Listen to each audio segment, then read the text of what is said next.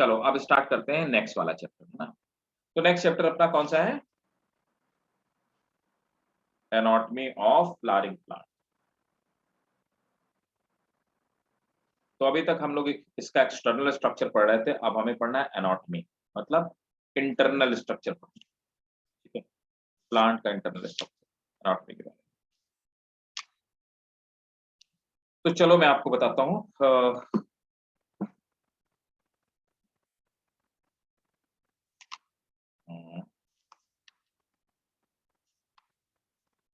देखो, तो एनाटॉमी मतलब structure of tissue, so that is a plant tissue।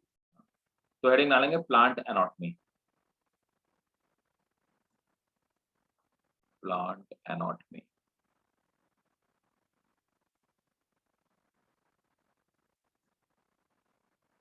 तो नेक्स्ट चैप्टर में प्लांट के टिश्यूज का पहले मैं आपको क्लासिफिकेशन सिस्टम बताता हूं। चलो, तो सबसे पहले हेडिंग डालेंगे क्लासिफिकेशन ऑफ प्लांट टिश्यू।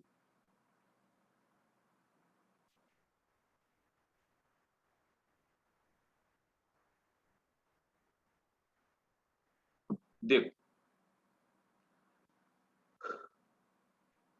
समझिए, ध्यान से समझिए, तो और बड़ा कर देते हैं।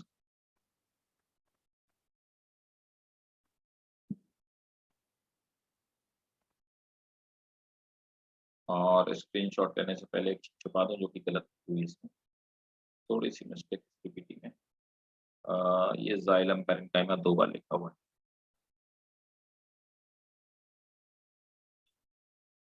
और इसको 4 कर दिया जाए। क्लासिफिकेशन ऑफ प्लांट्स डाल दिया ना heading. Classification of plant tissue बता, क्लासिफिकेशन ऑफ प्लांट टिश्यू, है ना। तो देखो, अब हम लोग प्लांट टिश्यू के कितने पार्ट में, अच्छा एक बात बताओ, पहले बताओ टिश्यू की डेफिनेशन क्लियर है सबको? टिश्यू की डेफिनेशन, टिश्यूज क्या होते हैं? Clear to everyone? Yes sir. किसी को डाउट तो नहीं टिश्यू क्या होते हैं? Anyone of you doubt हो तो बताना, मैं टिश्यू भी बता दूंगा आपको टिश्यू क्या होते हैं। And study of tissue is called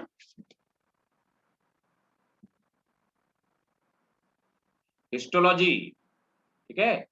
histology is study of tissue. तो अगर हम कहें प्लांट हिस्टोलॉजी तो आप समझ लेना प्लांट टिश्यू की बात की जा रही है, ठीक है ना, हिस्टोलॉजी, ठीक है। फंक्शन को स्टडी करें फिजियोलॉजी, स्ट्रक्चर को स्टडी करें मॉर्फोलॉजी, ठीक है। क्लासिफिकेशन करें पूरे प्लांट का टेक्सोनॉमी, फॉसिल को पढ़ें पैलेंटोलॉजी, पेलियोबॉटनी, ठीक है। तो हम अलग अलग चीज इस तरह से हम बॉटनी को भी बहुत सारे, जोलॉजी को भी बहुत सारे पार्ट में डिवाइड करते हैं। तो प्लांट हिस्टोलॉजी की हम लोग बात कर रहे हैं। हिस्टोलॉजी मतलब स्टडी ऑफ टिश्यू।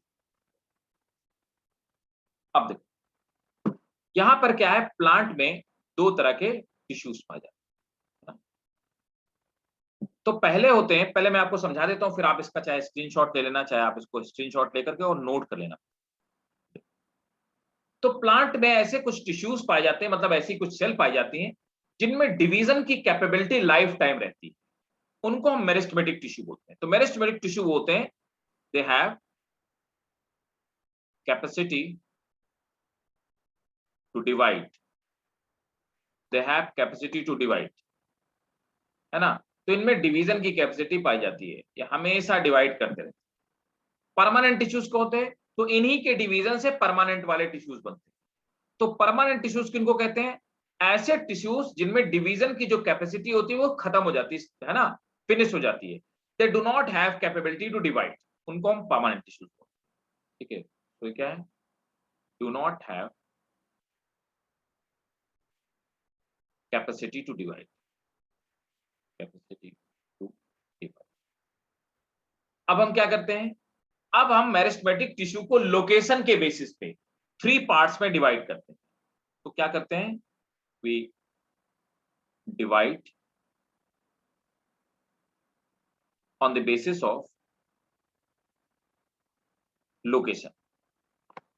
तो ऐसे टिश्यूज, ऐसे प्लांट टिश्यूज जो कि, समझिए बात को, ऐसे प्लांट टिश्यूज जो हमेशा एपेक्स वाले पार्ट में पाए जाते हैं, है ना, किसी भी प्लांट के एपेक्स, इसको एपेक्स कहते हैं, तो उनको हमने कहा एपिकल मेरिस्टम।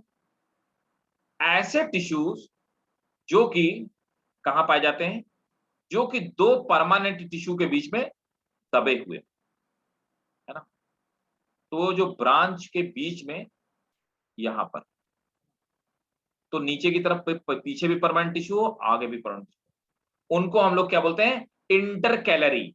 इंटरकैलेटेड एक टर्म होता है लैटिन में, इंटरकैलेटेड मतलब होता है सैंडविच बिटवीन टू। तो देखो यहां पर इस पोजीशन को बोलेंगे इंटरकैलरी, इंटरकैलरी। क्यों भाई, इंटरकैलेटेड मैंने कहा एक लैटिन में टर्म होता है, तो यहां पर आगे भी परमानेंट टिश्यू और पीछे भी परमानेंट टिश्यू, दो परमानेंट टिश्यू के बीच में सैंडविच है। इंटरकैलेटेड में सैंडविच बिटवीन टू, ठीक है, दबे हुए हैं, तो इनको क्या बोलते हैं, इंटरकैलरी। तीसरे होते हैं लेटरल। लेटरल कौन होते हैं, लेटरल भाई साहब ऐसे होते हैं, तो वो सिलेंडर की तरह होते हैं, सिलेंड्रिकल, इसमें ये सिलेंड्रिकल होते हैं, और ये क्या काम करते हैं कि ये प्लांट की मोटाई में ग्रोथ करते हैं, है ना, गर्थ उसकी बढ़ाते हैं, थिकनेस उसकी बढ़ाते हैं, तो ये कौन हो गए, ये हो गया लेटरल। तो इस तरह से अभी मैं आपको और डिटेल में बताऊंगा इनमें, तब तक के लिए मैं सिर्फ आपको एक क्लासिफिकेशन समझा रहा हूं। तो हमने क्या किया कि मेरिस्टेमेटिक टिश्यूज को 3 कैटेगरी में डिवाइड कर दिया। सबसे पहले हमारा हुआ एपिकल, दूसरा हुआ लेटरल, और तीसरा हुआ इंटरकैलरी। फर्दर, अब फर्दर जो प्लांट टिश्यू है ना, वो जो डिवाइड नहीं करते उनको हमने कहा परमानेंट। परमानेंट टिश्यूज को भी हमने फर्दर 2 कैटेगरी में डिवाइड कर। अब वो भाई कौन कौन सी कैटेगरी है, पहले वो जो एक ही तरह की सेल से बने हैं, तो they are made up of same cells, same type of cell, तो उनको हमने कहा simple. Complex, made up of more than one type of cell, एक से ज्यादा जो सेल से बने उनको हमने कॉम्प्लेक्स कह दिया। सिंपल को फर्दर हमने 3 पार्ट में डिवाइड किया उनके कैरेक्टरिस्टिक के बेसिस। पहले कौन है, पैरेन्काइमा, अब हम इनकी कैरेक्टरिस्टिक पढ़ेंगे। दूसरे कौन है, कोलेनकाइमा, ये लिविंग टिश्यू है, ये भी लिविंग टिश्यू है। तीसरे कौन है, स्क्लेरेनकाइमा, ये डेड है, they are dead tissue. Sclerenchyma को फर्दर शेप के बेसिस पे हमने, तो जो धागे जैसे थ्रेड के जैसे उनको हमने कहा फाइबर, और जो इस तरह के स्टार शेप है उनको हमने कहा स्क्लेराइड्स, है ना। इसी तरह से आ जाते हैं कॉम्प्लेक्स टिश्यू। ऐसे परमानेंट टिश्यूज जो एक से ज्यादा तरह की सेल से मिलकर बने उनको हमने कॉम्प्लेक्स। कॉम्प्लेक्स को 2 पार्ट में डिवाइड किया, जाइलम और फ्लोएम। जाइलम 4 तरह की सेल से मिलकर बना है, ट्रैकीड, वेसल्स, जाइलम पैरेन्काइमा और जाइलम फाइबर। इसी तरह से फ्लोएम भी 4 तरह की सेल से मिलकर बना है, sieve tube, companion cell, phloem parenchyma और फ्लोएम फाइबर। यहां पर आप आखिरी के 2 देखेंगे, दोनों में सेम है, जाइलम पैरेन्काइमा, जाइलम फाइबर, इधर फ्लोएम पैरेन्काइमा और फ्लोएम फाइबर, लेकिन ऊपर के जो है अलग है, ट्रैकीड और वेसल्स और शीप ट्यूब और कंपेनियन। क्लियर है? Yes sir. तो आप इसका स्क्रीनशॉट ले लीजिए, और मैं आपसे कहूंगा कि आप घर जाकर के, मतलब आप जिस क्लास ओवर होने के बाद आप इसको प्रॉपरली अपनी बुक में, अपनी नोटबुक में जॉट डाउन करोगे, और जिस तरह से यहां पर लिखा हुआ है उसको कॉपी करके फिर से स्टडी करोगे और उसको याद रखोगे। ठीक भाई? Yes sir. Okay,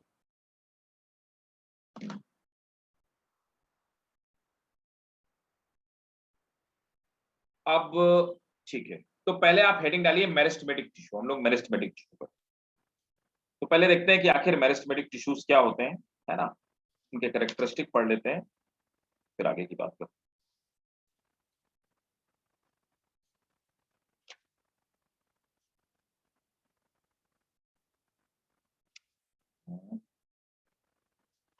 meristematic,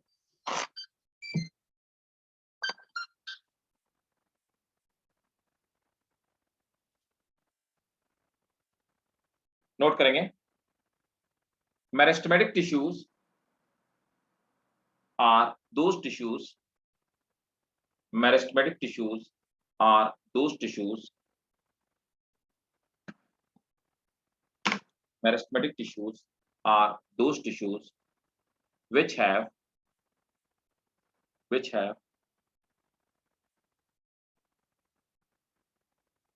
lifetime capacity to divide.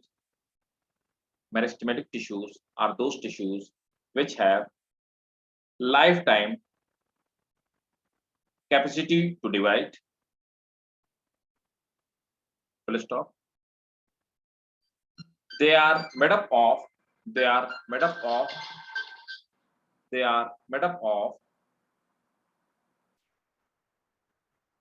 they are made up of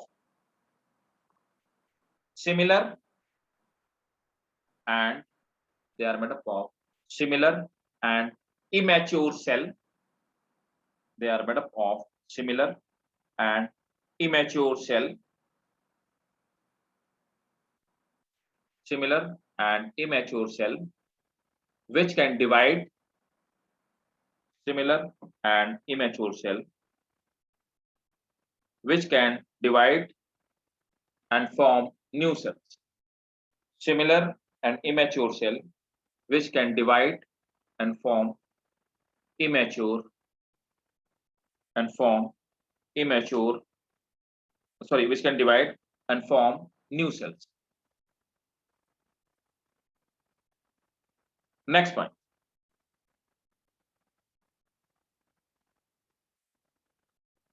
The meristematic cells or meristematic tissue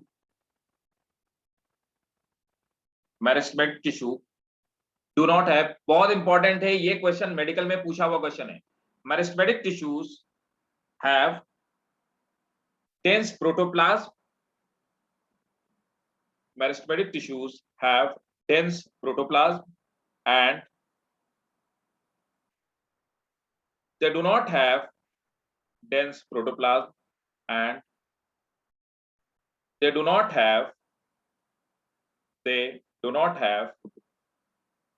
any intercellular space and they do not have any intercellular space.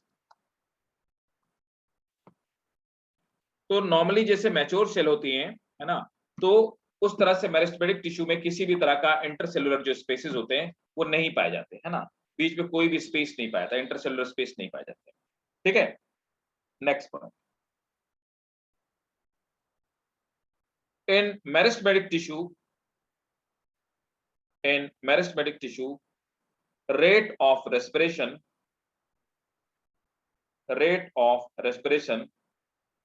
is very high.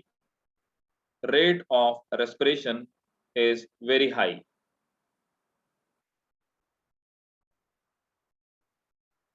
ठीक है, तो meristematic tissues में जो rate of respiration होता है वो बहुत high होता है और मैं आपको अभी डायग्राम दिखाता हूँ मेरिस्टेमेटिक टिश्यू कैसे होते हैं. जस्ट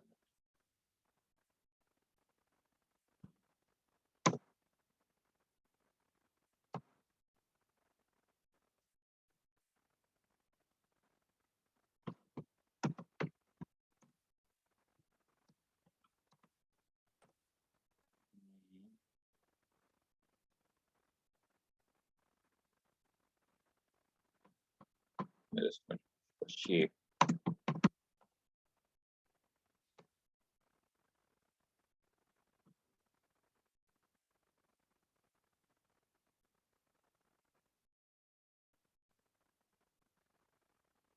देखो टिपिकली मेरिस्टेमेटिक टिश्यू किस शेप के होते हैं वो मैं आपको दिखाता हूँ.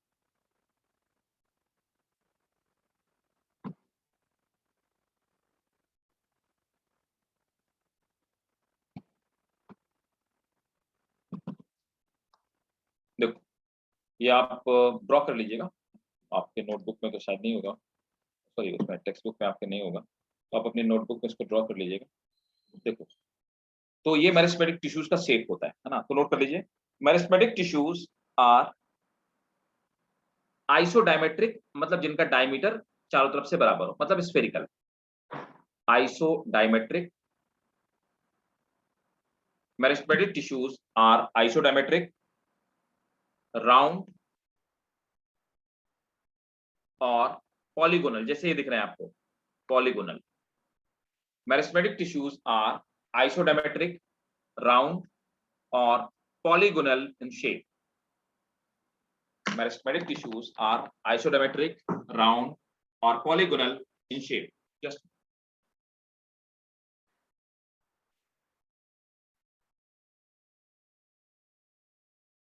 तो इसका स्क्रीनशॉट ले लीजिए। और इनका प्रोटोप्लाज्म डेंस होता है, न्यूक्लियस लार्ज होती है ना, they have large nucleus but they do not have any vacuole. तो ये हो गया हमारे मेरिस्टेमेटिक। अब नोट करेंगे, meristematic tissues can be divided into three categories. Meristematic tissues can be divided into three categories on the basis of their position.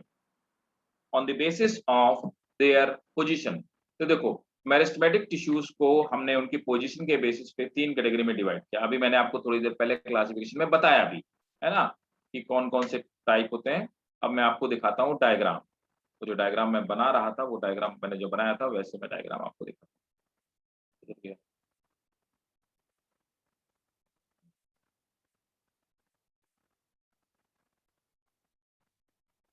Meristematic tissue,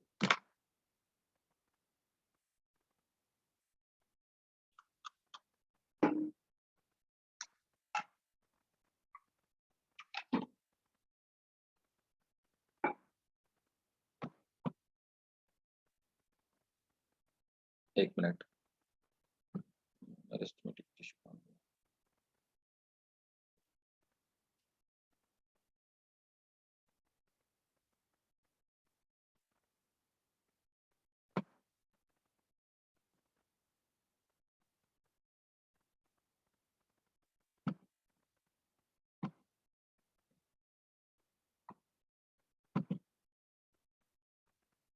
ठीक है। देखो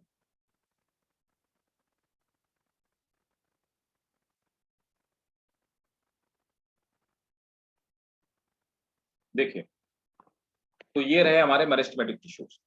अब मैंने आपको बताया कि एपेक्स में जो पाए जाए, टॉप वाले पॉइंट पे, है ना, एपिकल पॉइंट पे, उनको हम लोग क्या बोलते हैं, एपिकल मेरिस्टेम बोलते हैं। तो आप देख पा रहे होंगे कि यहाँ पे एपेक्स वाले पार्ट पे, टॉप वाले पार्ट पे, यहाँ वाले पार्ट पे, यहीं पर आप देखेंगे रूट में भी नई सेल्स का फॉर्मेशन होता है और शूट में भी नई सेल्स का फॉर्मेशन होता है। तो हमने इनको क्या कहा, हमने कहा एपिकल मेरिस्टेम। तो ये क्या करते हैं, सिंपली क्या करते हैं कि रूट और शूट की हाइट को या लेंथ को बढ़ाने का काम, और न्यू लीव्स और न्यू रूट बनती हैं। तो ये रूट का और शूट के फॉर्मेशन का काम। दूसरा मैंने बताया आपको इंटरकैलरी, है ना, तो ये देखो इंटरकैलेटेड। तो यहाँ पर आप देखेंगे जो प्लांट के नोड होते हैं, तो नोड पर इंटरकैलरी टिश्यूज यहाँ पे पाए जाते हैं। ये क्या काम करते हैं, ये नई ब्रांचेस का फॉर्मेशन करते हैं, नई लीव्स का फॉर्मेशन करते हैं, है ना। और देखो ऊपर और नीचे दोनों की तरफ यहाँ पे परमानेंट टिश्यू, इधर भी परमानेंट टिश्यू, इधर भी परमानेंट टिश्यू, है ना। तो हम कहते हैं they are sandwich between two. तो दूसरे हो गए हमारे मेरिस्टेमेटिक टिश्यू। ये नई ब्रांच को फॉर्म करते हैं, नई लीव्स का फॉर्मेशन करते हैं, इन्हीं से नए फ्लावर्स भी निकलते हैं, लेटरल ब्रांचेस निकलते हैं। तीसरे हो गए हमारे लेटरल मेरिस्टेम। अब देखो लेटरल मेरिस्टेम, ये जो आपको येलो कलर का दिखाई दे रहा है, ये हमारा लेटरल मेरिस्टेम। लेटरल मेरिस्टेम बिल्कुल ऐसे सिलेंडर के फॉर्म में पाए जाते हैं।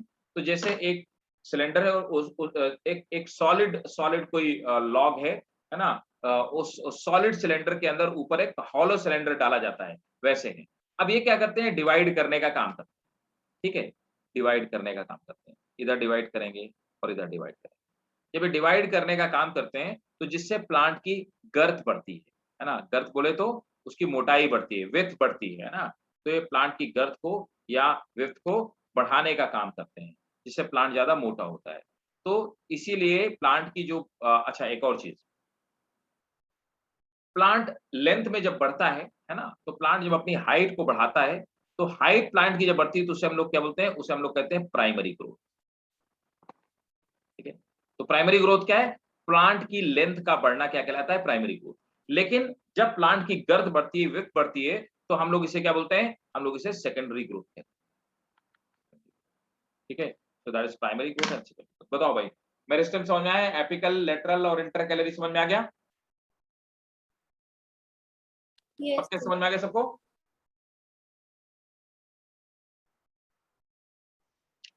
बोलते जाया करो, अगर नहीं समझ में आया तो आप बताओ, नहीं सर नहीं समझ में आया, तो फिर मैं आपको फिर से बताऊंगा, है ना। चलो नोट करो,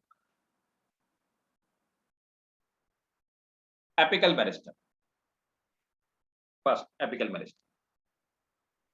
इस डायग्राम को ड्रॉ कर लीजिएगा, आपसे स्कूल में पूछा जा सकता है। The apical meristem are present in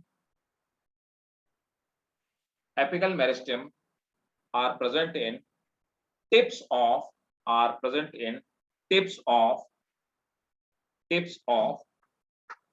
stem, root and branches.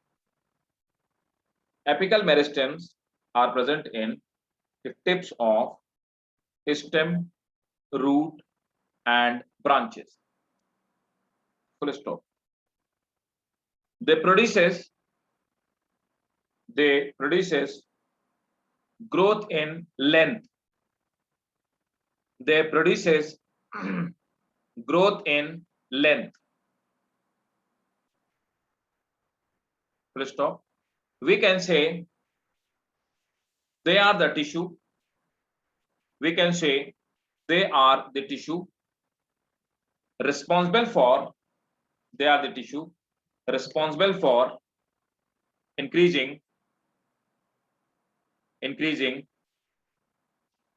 the length of plant and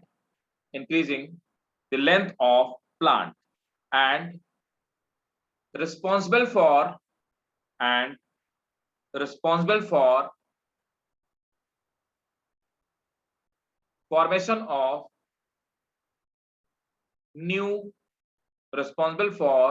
formation of new plant part.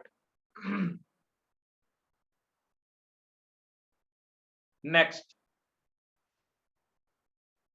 intercalary. Intercalary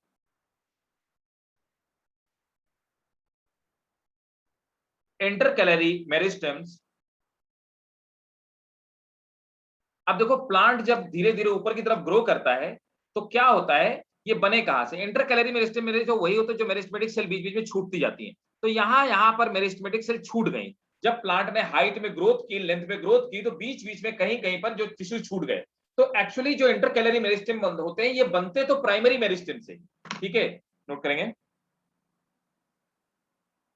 they are the meristem which are derived from apical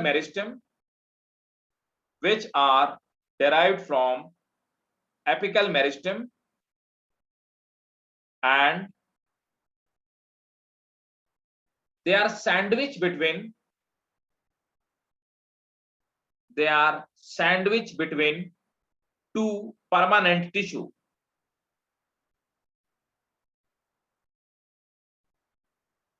Hence they are named intercalary. Next point, इसी में intercalary में they are found at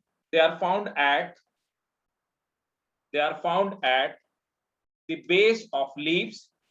They are found at the base of leaves, comma, at node,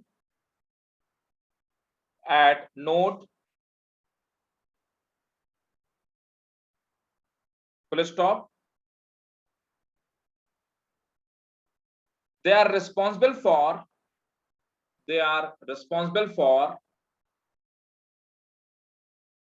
formation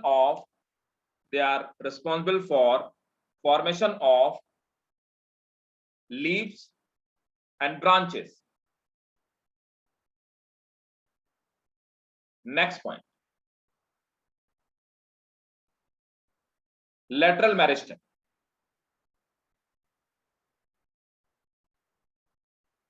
Lateral meristems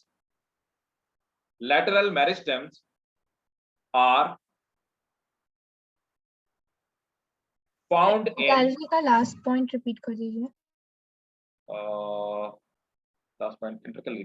They are responsible for formation of new leaves and branches.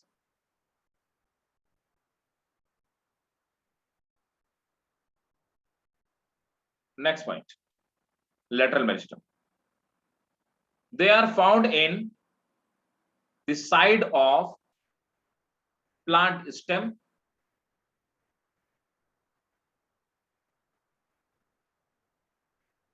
and responsible for increasing the girth of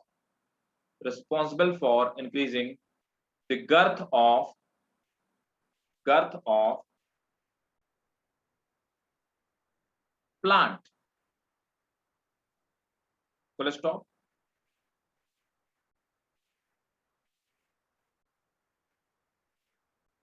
The increase in the width or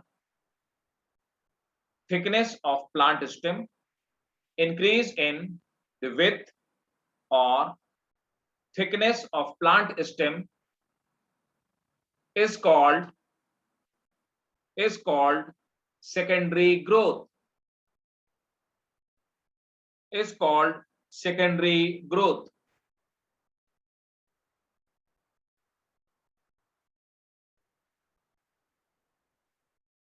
ठीक है, तो ये थे हमारे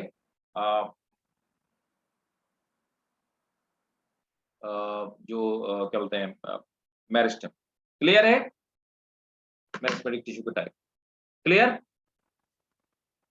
बताओ भाई, किसी को कोई डाउट?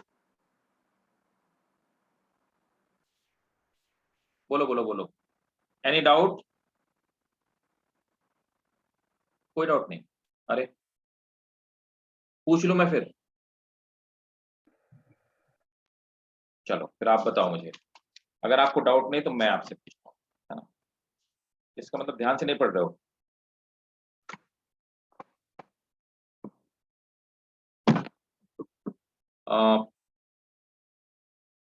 प्राइमरी मेरिस्टेम क्या होते हैं या प्राइमरी मेरिस्टेमेटिक टिश्यू क्या होते हैं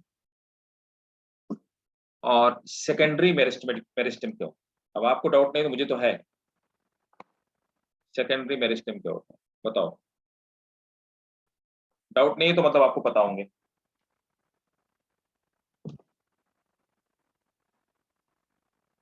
अरे या फिर आपके पास एनसीईआरटी नहीं है पक्का?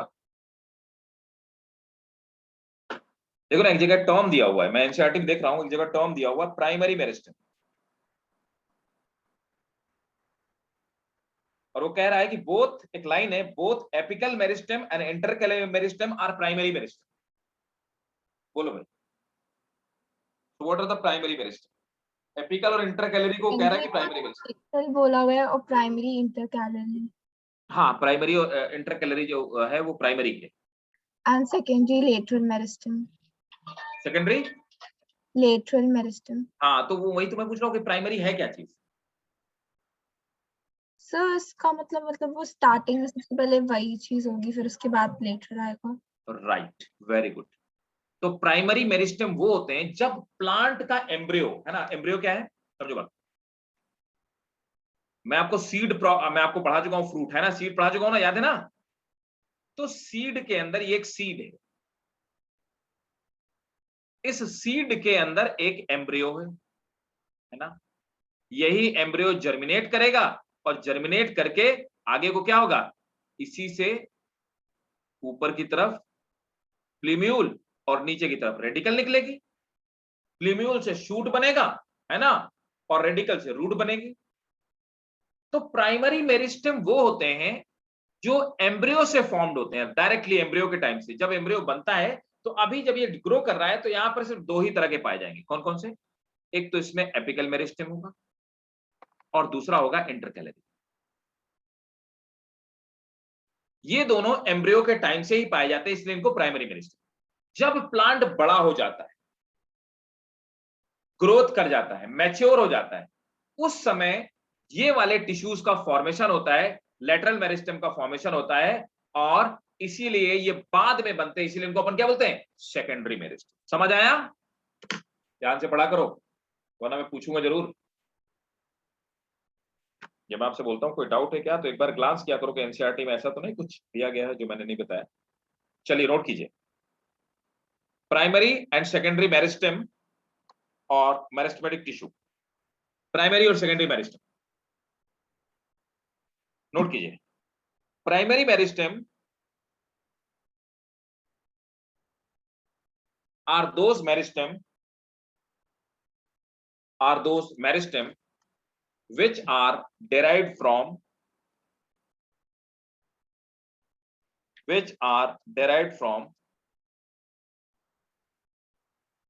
directly embryo,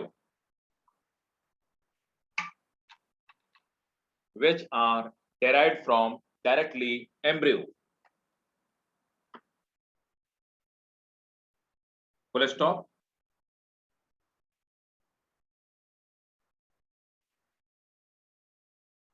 Apical and intercalary, apical and intercalary meristems are primary meristem.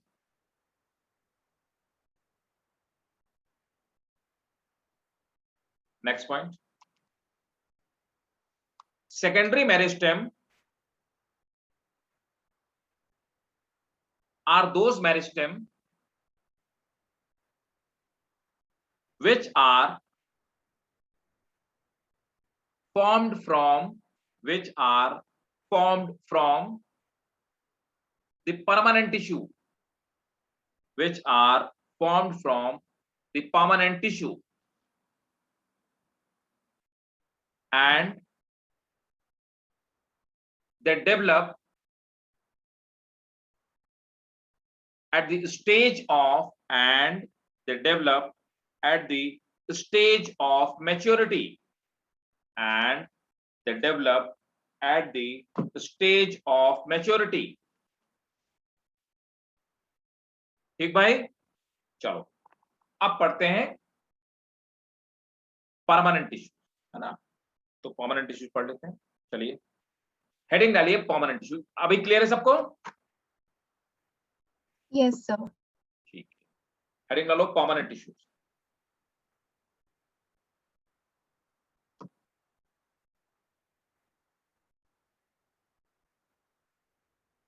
अब देखो परमानेंट टिश्यूज क्या होते हैं।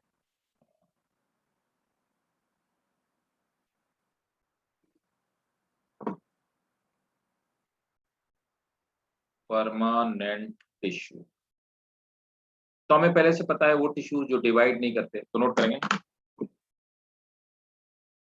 They are the tissues. अब देखो ये बनते कैसे हैं, है ना। तो एग्जांपल के तौर पे आगे की तरफ कोई भी एक मेरिस्टेमेटिक सेल, ये कोई मेरिस्टेमेटिक सेल है ना, तो दिस इज मेरिस्टेमेटिक सेल। अब ये मेरिस्टेमेटिक सेल डिवाइड करती है, तो एक सेल दो में डिवाइड करती है, तो एक मेरिस्टेमेटिक सेल अब दो सेल में डिवाइड करती है, दो सेल। तो ऊपर वाली जो सेल है जो डिवाइड की, मतलब ये एक सेल, इनमें से आउट ऑफ, ऊपर और नीचे वाली कोई भी हो सकती है, out of this one cell it will remains meristematic. और डिवाइड होकर के जो दो सेल बनी है, दूसरी सेल बनी है, ये it will lose the capacity of division and it will become permanent, है ना। परमानेंट बनने के बाद मतलब पहली बात तो इसमें डिवीजन की कैपेसिटी खत्म हो गई। अब ये कोई अपना फंक्शन ऑप्ट कर लेगी, मतलब कोई काम, कोई जॉब तय कर लेगी कि इसको अब करना क्या है, ठीक है। तो हम इस प्रोसेस को क्या बोलते हैं, तो इसमें क्या हो जाएगा, डिफरेंशिएशन। डिफरेंशिएशन हो जाएगा, और डिफरेंशिएशन होने के बाद क्या हो गया, it will have a fix और defined function. It will have fix और अ डिफाइंड फंक्शन। तो इसका अपना एक फंक्शन फिक्स हो जाएगा, है ना। और ये कैसी हो जाएगी, ये it will lose the capacity of division. तो कोई अपनी डिवीजन की कैपेसिटी लूज कर देगी और कोई पर्टिकुलर फंक्शन को ऑप्ट कर लेगी, इसको हम परमानेंट टिश्यू कहें, ठीक है। चलो नोट करो, they are those tissues in which the cells have lost capacity of division and they attain lost capacity of division and they attain a permanent shape, size and function. Permanent shape, size and function. Full stop. We can say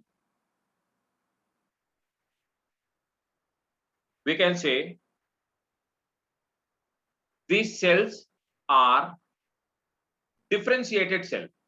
We can say the cells are differentiated cells.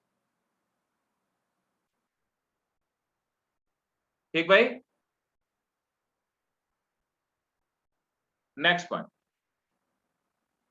On the basis of their origin,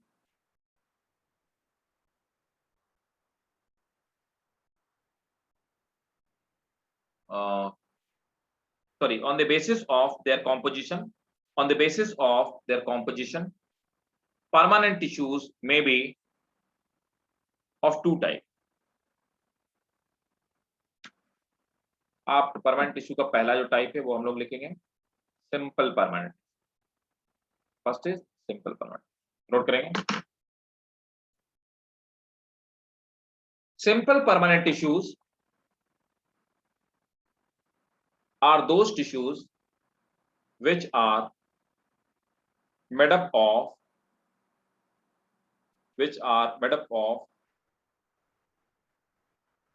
same type of cells which have similar function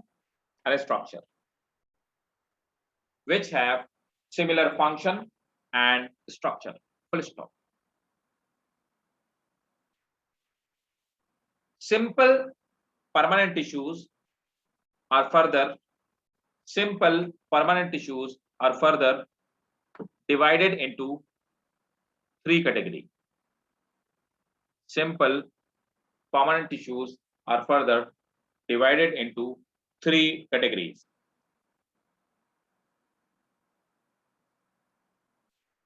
Sir, simple permanent tissue are divided into three categories. Parenchyma,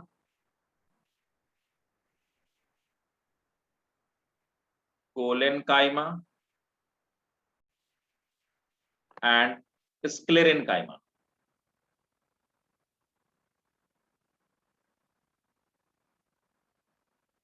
Parenchyma, collenchyma and sclerenchyma.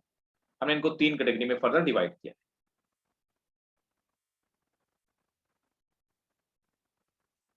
ठीक. अब पहली सब heading डालिए parenchyma.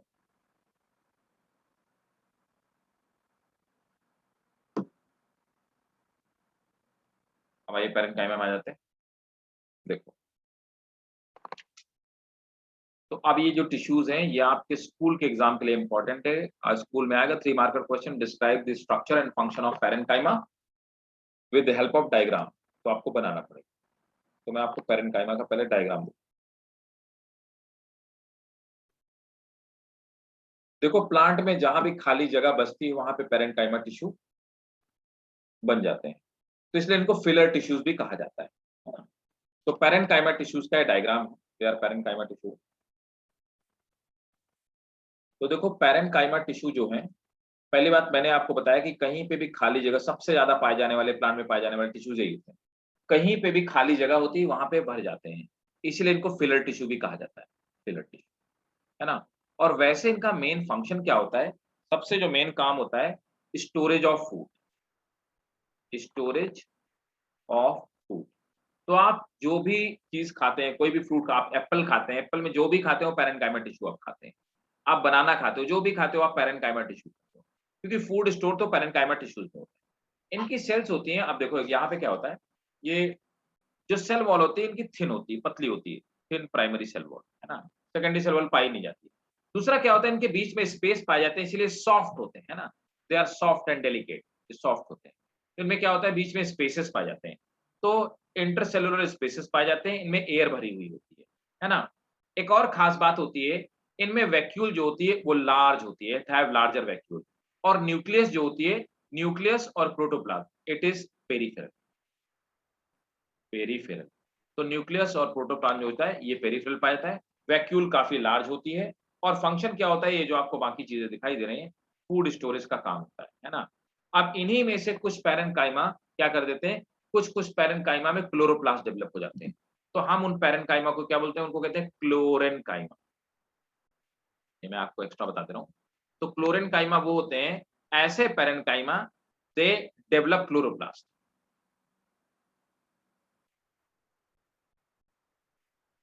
Chloroplast, तो confuse मत होइएगा, अलग तरीका नहीं है। क्लोरेन्काइमा is a type of parenchyma. ठीक है, क्लियर है? तो नोट कर लीजिए आप इसको, इसका स्क्रीनशॉट ले लीजिए और आप इसके कैरेक्टरिस्टिक नोट कर लीजिए।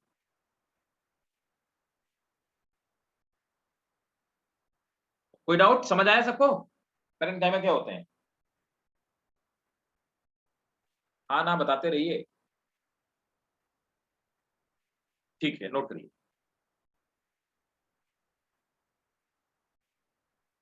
दे are made up of, points के फॉर्म में लिखिए parenchyma. They are made up of thin wall and similar type of, they are made up of thin walled and similar type of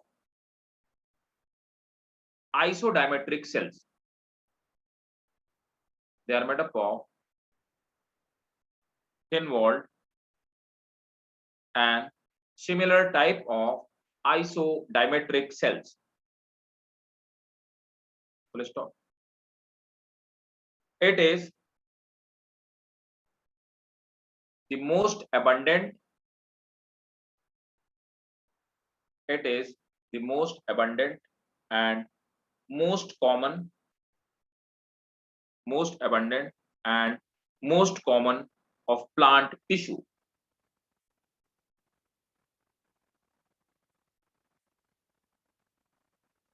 Full stop. They are oval, they are oval,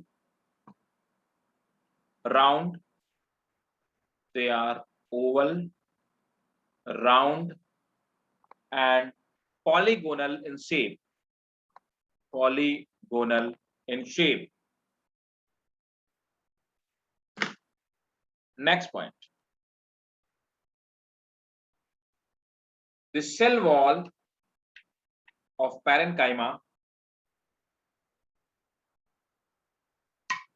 cell wall of parenchyma tissue is made up of, cell wall of parenchyma tissue is made up of cellulose. तो यहाँ पे जो cell wall होती है ये cellulose की बनी होती है and it is thin, and it is thin.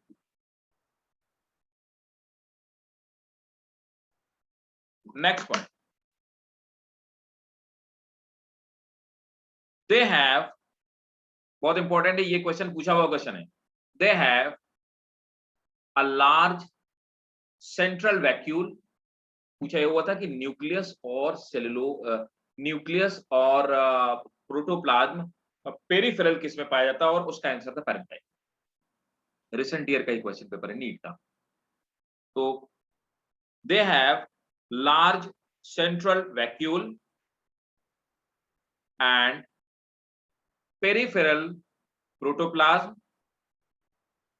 They have large central vacuole and peripheral protoplasm with nucleus. Peripheral protoplasm with nucleus.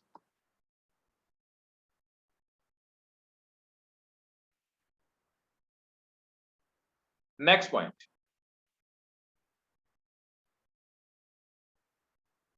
Typically, the function of parenchyma, typically the function of parenchyma is to store food and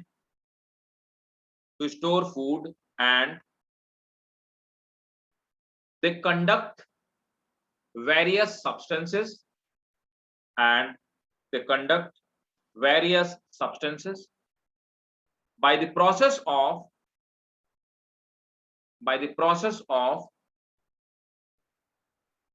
osmosis. अब एक extra point लिखो, ये जो मैंने आपको अभी समझाया यहां पर है ना, स्टार बना के लिखो। द फूड पैरेन्काइमा, सब्सटेंस के बाद क्या बेटा? Food food substance and they transport substances by the process of osmosis. Next point star बना के लिखिए। Some of the parenchyma develop chloroplast. Some of the parenchyma develop chloroplast and start function of photosynthesis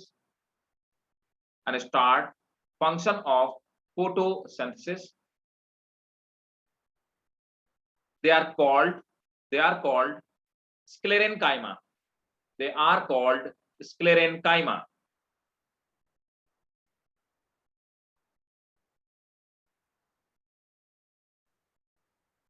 ठीक है।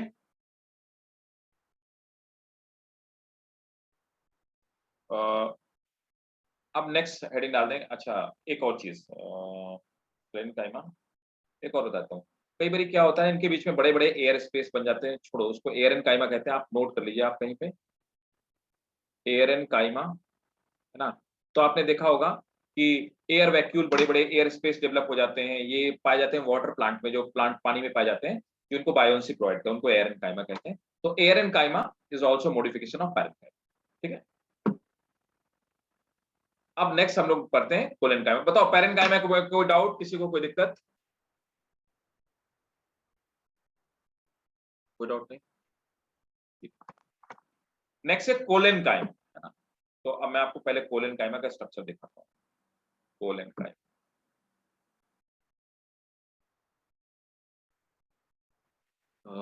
एक minute दो मुझे, एक second, मैं आपको डायग्राम दिखाता हूँ कोलेनकाइमा।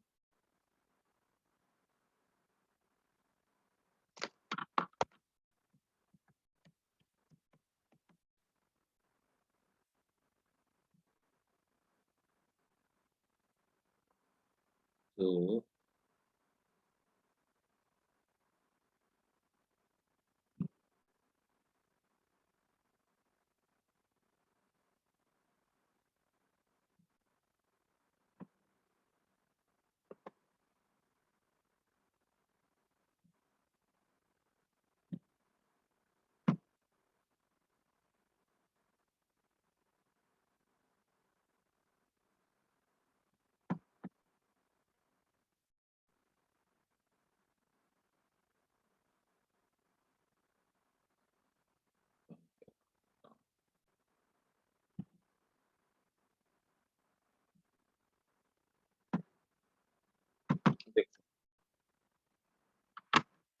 ये है कोलेनकाइमा का डायग्राम, ये रहा। अब देखो पैरेन्काइमा, अच्छा पैरेन्काइमा में एक पॉइंट और लिख लेना, पैरेन्काइमा आर लिविंग टिश्यूज, याद रखना, क्योंकि कुछ डेड भी हैं, है ना, मैंने बताया ना आपको, स्क्लेरेनकाइमा डेड है, तो parenchyma are living tissue. Parenchyma में सिर्फ प्राइमरी वॉल पाई जाती है। अब देखो क्या होता है, कोलेनकाइमा है क्या चीज, मैं आपको पहले तो ये समझा दूं कि एग्जैक्टली है क्या चीज। तो नेक्स्ट है कोलेनकाइमा। अब देखो क्या है, ये कुछ स्टोर करने का काम नहीं करता, साफ से देखो,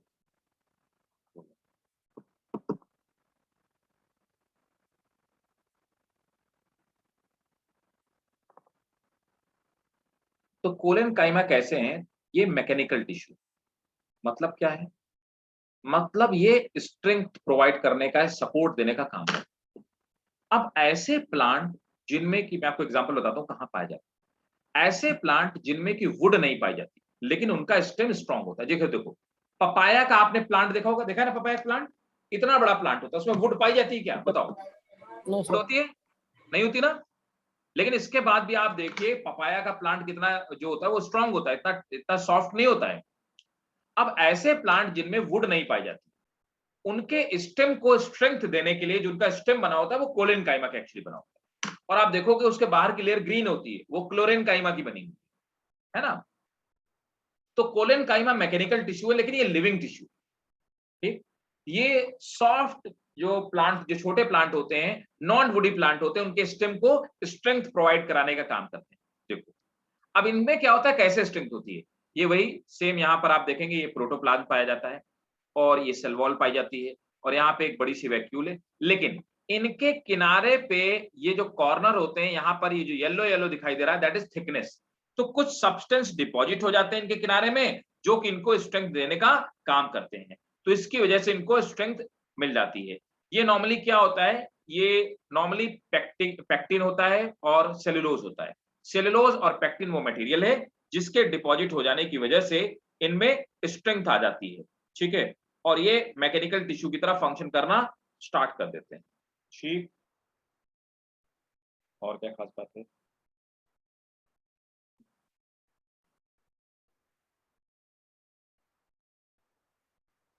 तो स्क्रीनशॉट ले लीजिए आप, इसका भी डायग्राम नोट कर लीजिए, फिर मैं इसके कैरेक्टरिस्टिक लिखवा देता हूँ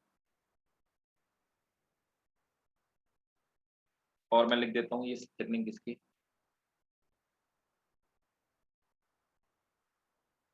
pectin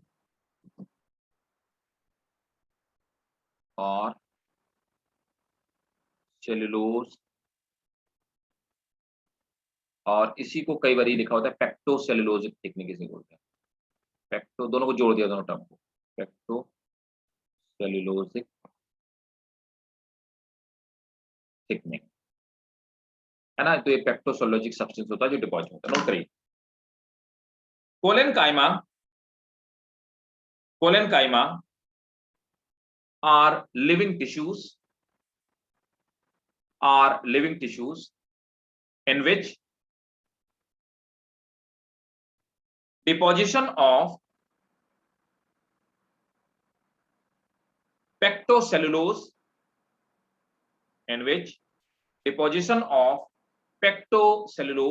takes place at the corner of walls. Deposition of pectocellulose takes place at the corner of wall, which help them at the corner of walls, which help them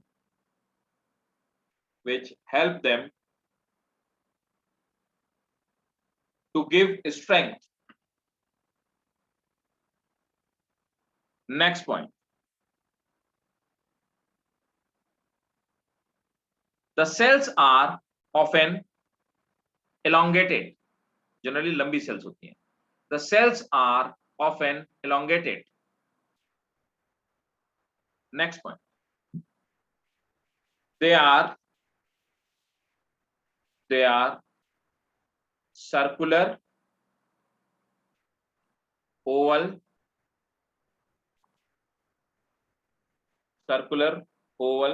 or angular, circular, oval or angular in cross section. Sir angular shape कैसा होता है?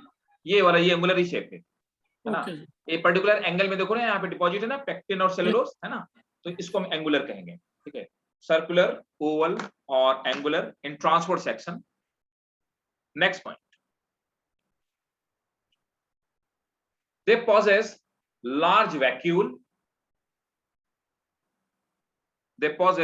large vacuole, and cytoplasm is peripheral,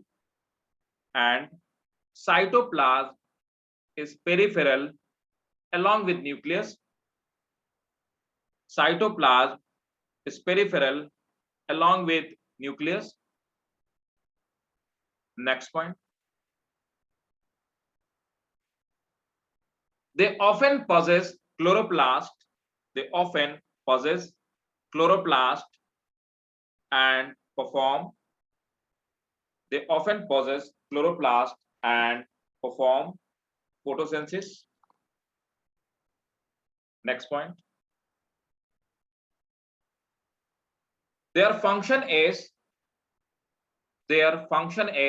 to provide mechanical strength to young dicot stem, mechanical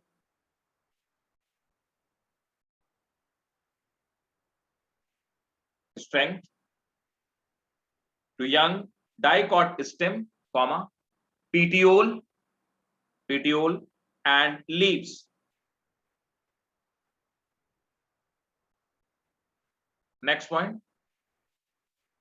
They are flexible tissues and living.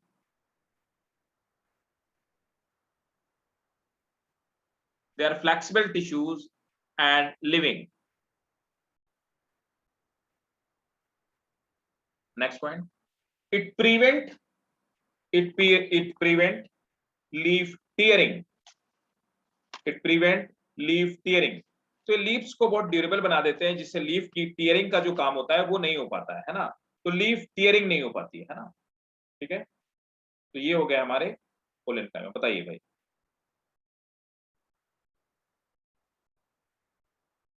बोलो भाई, clear है? Yes. तो ये हमारे जैसे आप नोट कर सकते हैं एग्जांपल, स्टेम ऑफ पपाया है ना, पपाया का जो स्टेम होता है वो मैकेनिकल होता है, आप उसका भी एग्जांपल नोट कर सकते हैं। और नेक्स्ट हेडिंग डालिए स्क्लेरेनकाइमा, मैं आपको नेक्स्ट क्लास में स्क्लेरेनकाइमा समझाऊंगा। तब तक आप एक बार ग्लांस कीजिए, देखिए अपनी एनसीईआरटी में देखिए, और इसको फिर से एक बार देखिए, कहीं पे कोई डाउट हो बताइए, मैं आपको डाउट क्लियर करूंगा।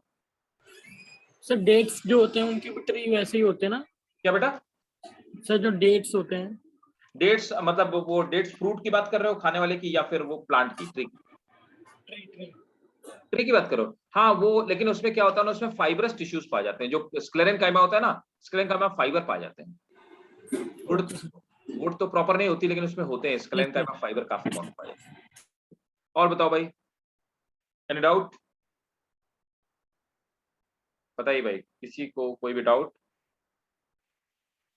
नहीं? तो नेक्स्ट क्लास में स्क्लेरेनकाइमा पढ़ेंगे और इसके आगे का कंटिन्यू करेंगे, ठीक है? Okay sir. मिलते हैं फिर नेक्स्ट क्लास में। Bye bye, take care.